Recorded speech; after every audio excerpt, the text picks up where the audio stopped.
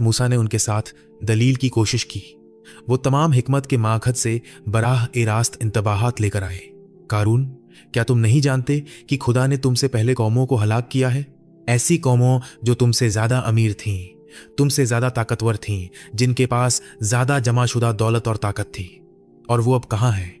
मिट्टी में मिल गए हैं, भूले हुए हैं, आने वाली नस्लों के लिए उबरत। लेकिन कारून का दिल पत्थर का हो चुका था। न किसी इंतबाह ने असर किया, न कोई हिकमत दिल में उतरी। फिर गरीब आए, भूखे, उसकी अपनी बरादरी के बेबस लोग, बनी इज़राइल, जो फिरौन के जुल्म और सितम तले करार रहे थे। बराह ए करम उन्होंने इल्तिजा की, हमारी मदद करें। हम अपने बच्चों को खाना नहीं खिला सकते। हम तलुए आफताब से गुरूबे आफताब तक काम करते हैं और फिर भी भूखे पेट सोते हैं। आपके पास बहुत कुछ है, थोड़ा सा भी हमारी जिंदगी बदल देगा।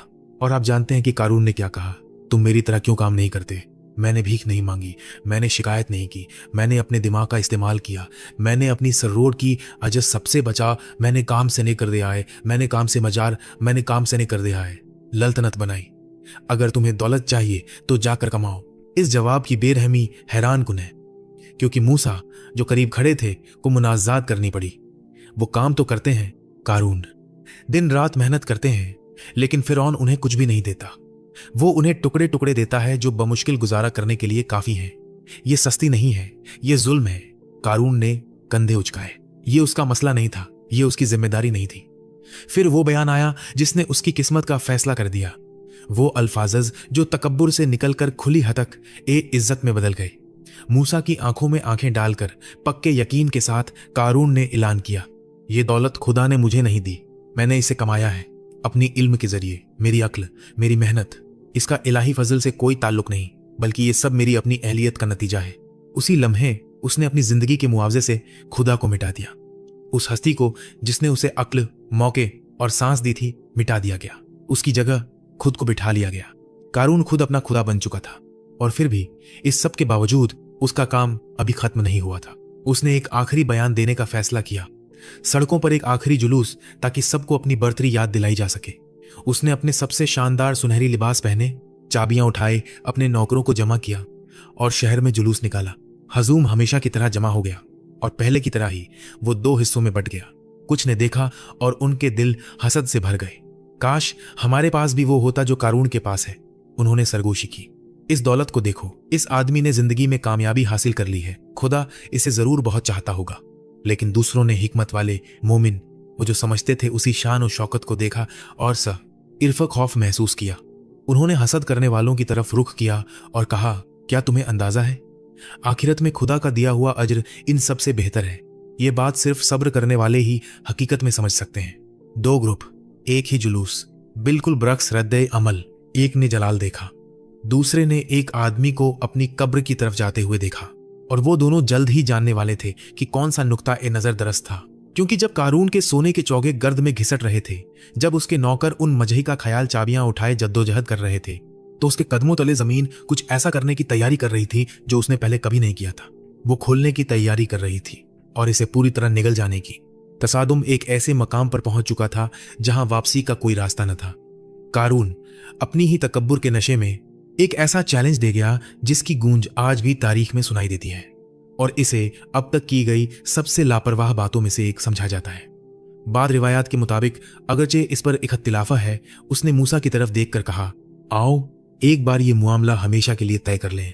आप अपने खुदा से दुआ करें, मैं अपने खुदा से, फिर देखते हैं कौन जवाब देता है। दुआ का मुकाबला, एक इलाही टकराव। गोया कायनात का खालिक किसी फनकार की मानिंद था जो सोने के लिबास में मलबूस एक इंसान के सामने खुद को साबित करने का मुंतजिर हो। मूसा कारून के किए गए तमाम कामों, झूठ, साजिश, गरीबों पर जुल्म और गुस्साखरी के बाद नेक गुस्से से भरे हुए खुदा की तरफ मुतवज्जह हुए। बाद रिवायात में कहा गया है कि उन्होंने दुआ की, ए अल्लाह, जमीन को हुक्म दे कि वो उसके साथ वैसा ही करे जैसा तू चाहे। और खुदा ने जवाब दिया, गरज के साथ नहीं, बिजली के साथ नहीं, आसमान से आग के साथ नहीं, बल्कि एक कहीं ज्यादा खौफनाक चीज के साथ। जमीन खुद फैसले का जरिया बन गई। ये आहिस्ता आहिस्ता शुरू हुआ। कारून के कदमों के नीचे जमीन सरकने लगी, बस थोड़ी सी, इतनी कि महसूस हो सके। फिर वो नरम पड़ गई, ऐसे जैसे अचानक किसी रेत पर खड़े हों जो अब ठोस नहीं रही। और फिर नाकाबिल ए यकीन और खौफनाक तौर पर उसने उसे नीचे खींचना शुरू कर दिया। पहले उसके टखनों तक। हजूम ने एक चीख भरी आह भरी। कारून ने हैरानी से नीचे देखा। शायद शुरू में उसे गुस्सा भी आया हो, लेकिन जमीन नहीं रुकी। ये आहिस्ता आहिस्ता जानबूझकर उसे इंच बा इंच निगलती रही। अब उसके घुटनों तक वो सुनहरी चोगे जो कुछ लम्हे पहले फख्र से लहरा रहे थे, अब जुरजुरियां खाकर उलझ रहे थे, क्योंकि वो मजीद नीचे डूब रहा था। लोग चीखने लगे, पीछे हटने लगे। जो कुछ हो रहा था वो उनकी दुनिया के काम करने के तरीके के बारे में उनकी समझ के खिलाफ था। ठोस जमीन लोगों को नहीं निगलती, लेकिन ये हो रहा था बिल्कुल उनके सामने। और ये वो तफसील है जो मुझे सबसे ज्यादा सताती है। बाद रिवायात के मुताबिक जब कारून डूब रहा था तो उसका खजाना मुख्तसर तौर पर सतह पर आ गया। सोने के सिक्के, जवाहरात, कीमती धातुएं सतह पर आते हुए जहां कहीं भी वो महफूज थे। गोया जमीन एक आखिरी झलक दिखा रही थी, उसकी जमा की हुई हर चीज का एक आखिरी मंजर, जिसे उसने खुदा, लोगों और अपनी रूह से भी ज्यादा कदर दी थी। और फिर इतनी ही तेजी से वो दोबारा जमीन में गायब हो गई। अब वो कमर तक पानी में था, फिर सीने तक। उसे एहसास की शिद्दत का झटका लगा होगा। ये सच था, ये हो रहा था, यही अंजाम था। लेकिन इसके बावजूद रिवायात में यह नहीं मिलता कि उसने रहम की भैया का आवाजें बुलंद की। न तौबा, न माफी की कोई बेबस इल्तिजा, सिर्फ दहशत ज़दा खामोशी। जब जमीन उसके कंधों तक चढ़ाई, उसकी गर्दन, उसका ठोड़ा, उसका मुंह, और फिर वो गायब हो गया मुकम्मल तौर पर। जमीन ने उसे ऐसे निगल लिया जैसे पानी में पत्थर गिरने के बाद साकित हो जाता है। गोया वो कभी मौजूद ही न था। महल जो उसने बनाया था गायब। जो नौकर पास खड़े थे, कुछ रिवायात के मुताबिक वो भी उसके साथ ही धंस गए। खजाने, चाबियां, सुनहरी तख्त, सब कुछ चंद लम्हों में निगल लिया गया। कुरान ए पाक ने इसकी तस्दीक ऐसे अल्फाजों में की है जो आज भी रोंगटे खड़े कर देते हैं। तो हमने जमीन को, उसे और उसके घर को धंसा दिया। लेकिन मामला इससे भी ज्यादा खराब है। एक हदीस के मुताबिक कारून सिर्फ उसी दिन नहीं मरा, वो अभी भी धंस रहा है। वो हर रोज जमीन में मजीद गहराई में जाता है और कयामत के दिन तक उसका गिरना जारी रहेगा। अंधेरे में एक अब्दी गिरावट। एक और रिवायत में कहा गया है कि उसे फौरन जमीन की 7वीं तह तक ले जाया गया, सबसे गहरी जगह। रोशनी और रहमत से सबसे दूर। दोनों सूरतों में पैगाम वाजे है। बाद सजाएं मौत के साथ खत्म नहीं होती। इसके बाद मुकम्मल खामोशी छा गई। कोई भी उसे निकालने के लिए दौड़ा नहीं, कोई इमदादी दस्ता नहीं बना, क्योंकि सब समझते थे आप इलाही फैसले में मुदाखलत नहीं करते। वो जमीन जहां चंद लम्हे पहले कारून खड़ा था, बिल्कुल मामूली की तरह नजर आ रही थी, बेखलल, जैसे कुछ हुआ ही ना हो, सिवाय इसके कि वहां मौजूद हर कोई जानता था कि कुछ हुआ था। ऐसी चीज जो उनके डरावने ख्वाबों में आती और इस बात की उनकी समझ को नए सिरे से तश्कील देती कि हर चीज कितनी तेजी से छीनी जा सकती है। वो लोग जो चंद मिनट पहले उससे हसद कर रहे थे, वो अब घुटनों के बल झुके खुदा का शुक्र अदा कर रहे थे कि वो खुद नहीं थे। उन्होंने लर्जती आवाजों में कहा, अगर अल्लाह हम पर मेहरबान ना होता तो जमीन हमें भी निगल जाती। क्योंकि इलाही फैसले की यही बात है, जब वो आता है तो इसमें ना कोई सौदेबाजी होती है, ना कोई अपील, और ना ही कोई दूसरा मौका मिलता है। तौबा का वक्त कल ही था और कल अब गुजर चुका है। कारून ने यह सबकट बहुत देर से सीखा, या शायद वो अभी भी ये सबका सीख रहा है और हर रोज मजीद गहराई में डूब रहा है। गवाहों ने उस दिन जो कुछ देखा वो कभी नहीं भूला। भला वो भूल भी कैसे सकते थे? एक लम्हे पहले दुनिया का अमीर तमीन आदमी सोने के लिबास में मलबूस उनके सामने खड़ा था। अगले ही लम्हे वो गायब हो गया, खुद जमीन ने उसे मिटा दिया। और वो लोग जो बरसों से सरगोशी करते रहे थे, काश मेरे पास भी वो होता जो कारून के पास है। अचानक वो कुछ और कहने से बाज न आए। खुदा का शुक्र है इसकी रहमत का। अगर वो हमें न बचाता तो हम भी उसके साथ ही निगल लिए जाते। चंद सेकंडों में हसद शुक्रगुजारी में बदल गया। इलाही फैसले का मुशाहिदा ही ऐसा करता है। ये आपकी तरजीहात को किसी भी दूसरी चीज से कहीं ज्यादा तेजी से बदल देता है। लेकिन जब ये रूहानी सबक दिल में उतरा भी तो एक और सवाल उभरा। एक ऐसा सवाल जिसने सदियों से खजाना तलाश करने वालों, आसार ए कदीमा के माहिरीन और साजिशी नजरिया साजों को मग्न किए रखा है। वो सारा सोना गया कहाँ?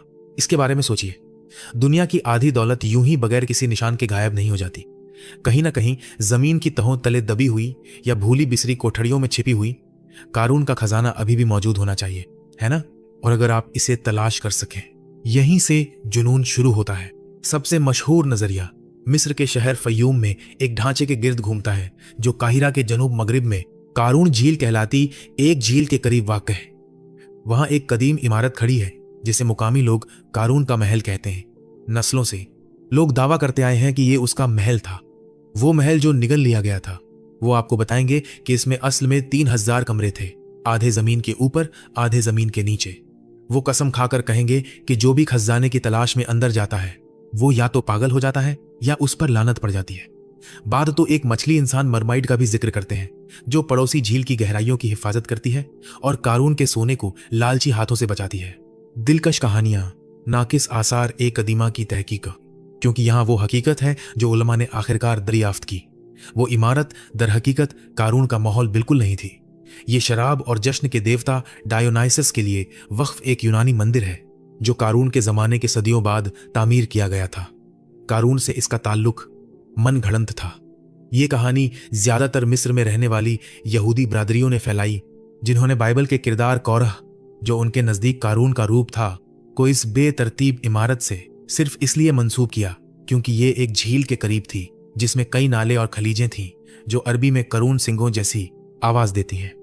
वक्त के साथ सिंगों की झील कारून बन गई और यह अफसाना यहीं से परवान चढ़ा। कदीम खजाना नहीं, सिर्फ कदीम सैरगाह मार्केटिंग। फिर दूसरी थ्योरी है, खजाना खुद समंदर एक कारून की तह में पड़ा है। मछली पकड़ने वाले कसम खाते हैं कि उन्होंने गहरे पानी में अजीब चमक देखी है। गोताखोर सुनहरी कमरों की तलाश में नीचे गए हैं, कोई भी कुछ नहीं लाया सिवाय कहानियों के, और ये कहानियां भी मशकूक तौर पर पहले वाली मछलियों की दम की देवमालाई कहानियों जैसी लगती हैं। तीसरी थ्योरी हमें इराक ले जाती है, कदीम नीनवा के खंडहरों में। कुछ मुहक्किरीन ने कारून को अपोलोनिस नामी एक मेसोपोटामिया के बादशाह से जोड़ने की कोशिश की, जिसके बारे में कहा जाता है कि उसके जरे जमीन खजानों के वसी दिखलाए थे। मुख्तलिफ खदित्ता, मुख्तलिफ दौर, खोए हुए सोने को तलाश करने का वही इंसानी जुनून। हकीकत में हम जो जानते हैं वो ये है, कुछ भी नहीं। कारून की दौलत का मकाम तारीख के सबसे पायदार राजों में से एक है, और सच पूछिए शायद यही वो सूरत ए हाल है जैसी होनी चाहिए, क्योंकि असल बात कभी खजाने के मकाम के बारे में नहीं थी। असल बात उस शख्स के साथ होने वाली बात थी जिसने इसे जमा किया था। खुदा ने कारून के सोने को आने वाली नस्लों के लिए किसी आसार ए कदीमा के इनाम की तरह महफूज नहीं रखा। उसने इसे मिटा दिया, निगल लिया, इसे उस शख्स के साथ गायब कर दिया जिसने इसे हर चीज से बढ़कर अहमियत दी थी। सबका यह नहीं है कि सोना तलाश करो, सबका यह है कि कारून न बनो। शुक्रगुजारी के बगैर दौलत तबाही की तरफ ले जाती है, आजिज़ी के बगैर अक्ल मगरूरी की तरफ ले जाती है, देने वाले का एतराफ किए बगैर नेमतें रूहानी मौत की तरफ ले जाती हैं। ये कदीम मसाइल नहीं है, ये आज के मसाइल है। किसी भी सोशल मीडिया प्लेटफॉर्म पर नजर दौड़ाइए और आपको मॉडर्न कारून मिलेंगे वो लोग जिन्होंने अपनी दौलत का दिखावा किया है, जिसे वो मुकम्मल तौर पर अपनी मेहनत से कमाने का दावा करते हैं। अपनी मेहनत से करोड़पति बनने वाला, कुछ भी ना होने से बनाई गई दौलत, गोया वो जहन जो उन्होंने इस्तेमाल किया, वो मौके जो उन्हें मिले और वो सांस जो उनके फेफड़ों में है, वो सब उनकी अपनी मेहनत का नतीजा थे। हम उस हजूम से ज्यादा मुख्तलिफ नहीं है जिसने कारून के जुलूस को देखा था। हम में से बाद लोग बेपनाह दौलत को देखकर हसद महसूस करते हैं, जबकि बाद लोग इसे देखकर इंतबाह महसूस करते हैं।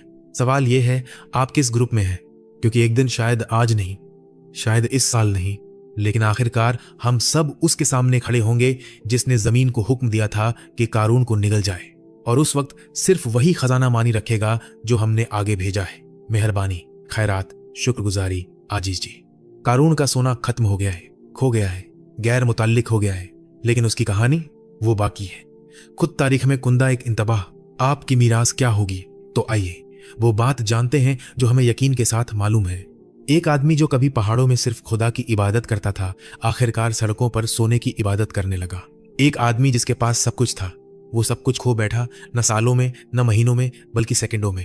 और कहीं जमीन की गहराइयों में या तारीख के धुंधलके में एक ऐसा खजाना पड़ा है जो इतना वसी है कि 40 आदमी उसकी चाबियां भी न उठा सके, लेकिन उसका एक भी सिक्का कभी खर्च नहीं होगा। सवाल ये नहीं है कि कारून का खजाना कहाँ है, सवाल ये है आप कौन सा खजाना जमा कर रहे हैं जो आपको ही दफन कर सकता है। अगर इस कहानी ने आपको मुतासिर किया है तो लाइक बटन दबाइए और इसे किसी ऐसे शख्स के साथ शेयर कीजिए जिसे ये सुनने की जरूरत है। और याद रखिए, मजीद ऐसी पोशीदा तारीखी कहानियां पढ़ने के लिए सब्सक्राइब कीजिए जो दुनिया को देखने का आपका अंदाज बदल देंगी। अगली बार तक के लिए।